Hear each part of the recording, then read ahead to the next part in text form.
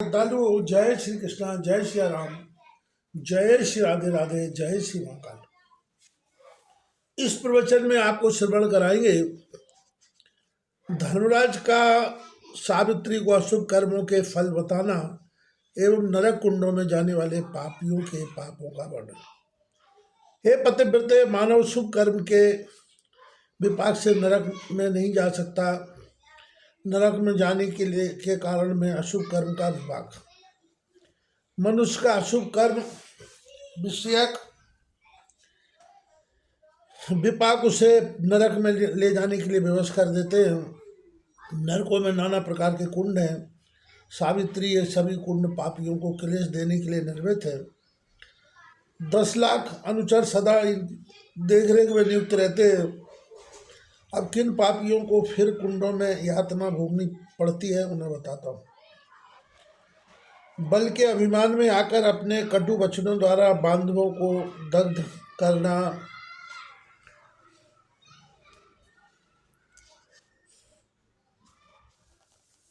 दग्ध करता है, वह व्यक्ति अग्नि नामक नरक कुंड में डाला जाता है। जो मूर्ख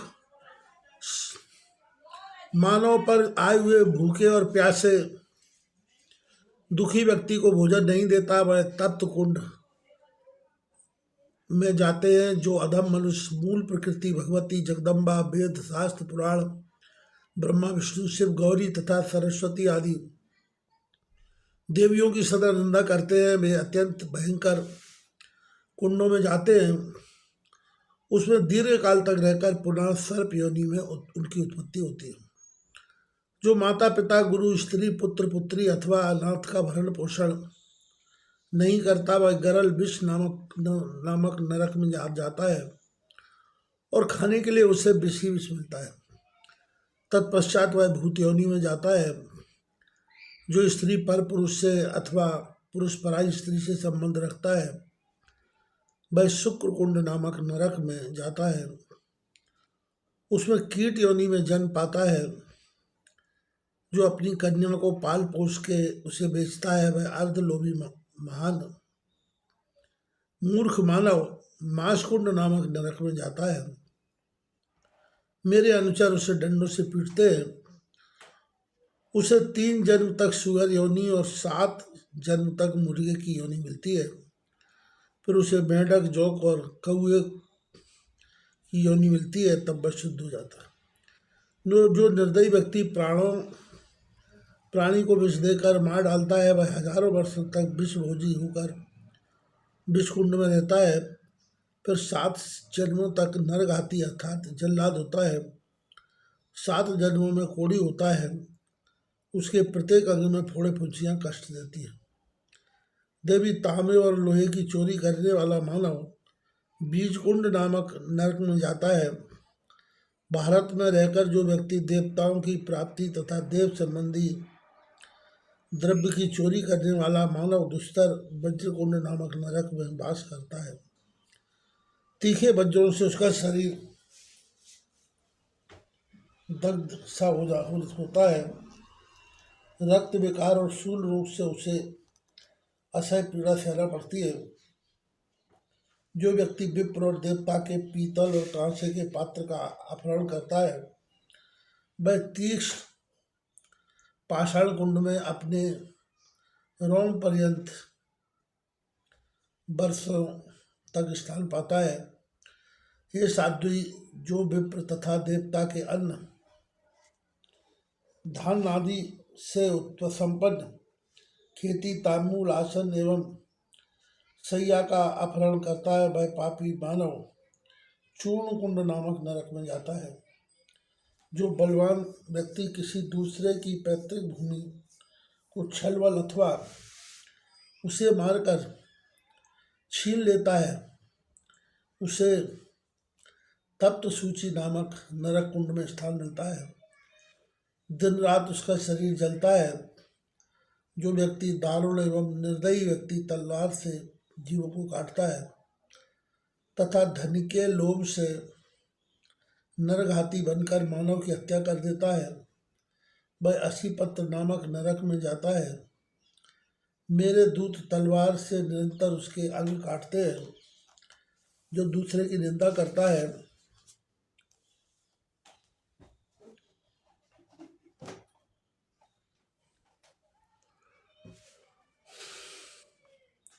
दूसरे के दोष को जानने में जिसकी विशेष स्पृहा रहती है, वह 3 पुरी तक सूची मुख नामक नरक में स्थान पाता है। सूची में उसके सभी अंग छिद जाते हैं। गुरु, पत्नी, राजपत्नी, सपत्नी, माता, पुत्र, पुत्रवधू, सास, गर्भवती, कोई स्त्री, भ्रात कन्या, पतिव्रता, सहोदर भाई की पत्नी, भाभी बहन, बुआ बहन की सास, शिष्या, शिष्य पत्नी, भांजे की पत्नी, भाई के पुत्र की पत्नी, इस सब को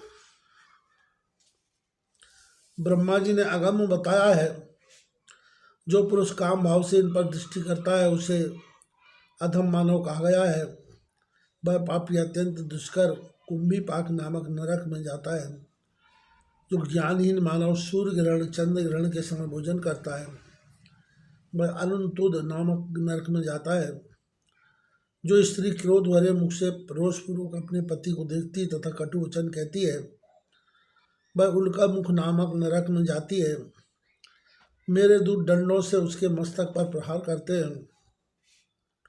जो मनुष्य हाथ में तुलसी लेकर की हुई प्रतिज्ञा का पालन नहीं करता अथवा झूठी शपथ खाता है वह व्यक्ति ज्वालामुखी नामक नरक में जाता है।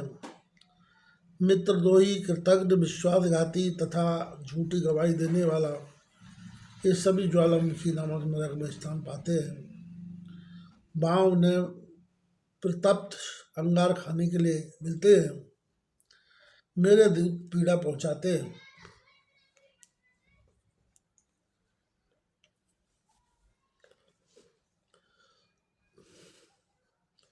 पतिव्रते ये सुविख्यात नरक कुंड बताए गए हैं। इनके अतिरिक्त अन्य भी नरक कुंड हैं। अपने दुष्कर्मों के फल भोगने वाले पापियों से नरकों का कोना कोना भरा रहता है।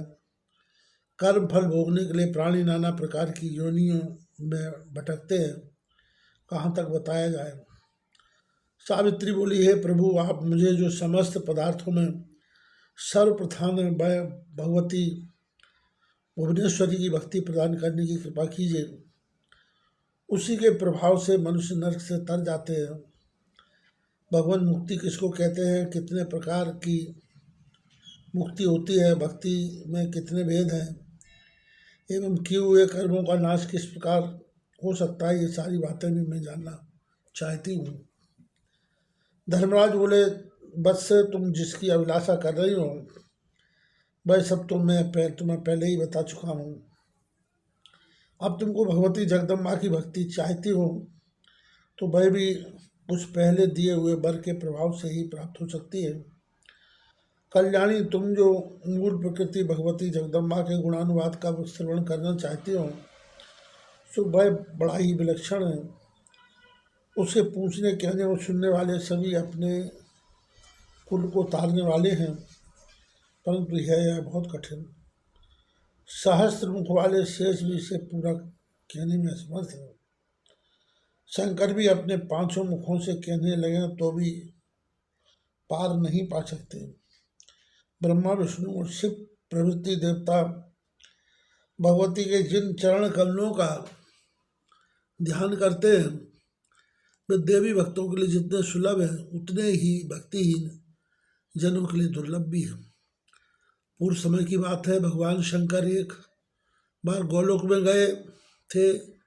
वहाँ एक परम निर्जन कानन में रासमंडल का आयोजन था। वहीं भगवान श्री कृष्ण ने शंकर जी को भगवती जगदम्बा के कुछ पवित्र गुण सुनाए थे। उनके बाद स्वयं शिव जी ने अपने पुरी में धर्म के प्रति उनका उपदेश किया था।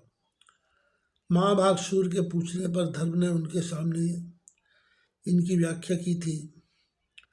मेरे पिता भगवान सूर्य तपस्या करने के बाद देवी की उपासना करके इस ज्ञान को कुछ प्राप्त कर सके थे। तब पिता ने मेरे सामने भगवती के गुणों का वर्णन किया। उस समय मैंने जो कुछ सुना था उसी परम दुर्लभ विषय को आज मैं तुम्हें सुना रहा।